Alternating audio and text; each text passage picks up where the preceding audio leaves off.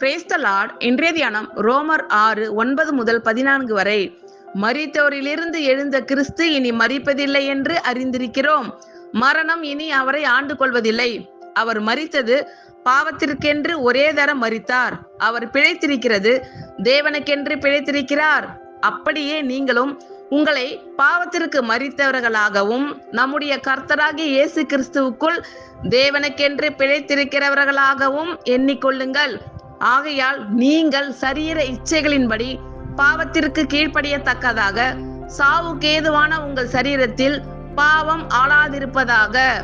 நீங்கள் உங்கள் அவயவங்களை அநீதியின் ஆயுதங்களாக பாவத்திற்கு ஒப்புக்கொடாமல் உங்களை மரித்தோரிலிருந்து பிழைத்திருக்கிறவர்களாக தேவனுக்கு ஒப்பு கொடுத்து உங்கள் அவயவங்களை நீதிக்குரிய ஆயுதங்களாக தேவனுக்கு ஒப்பு கொடுங்கள்.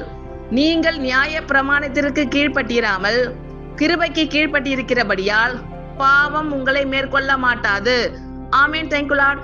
கர்த்தர் உங்கள் அனைவரையும் ஆசீர்வதிப்பாராக. God bless you all.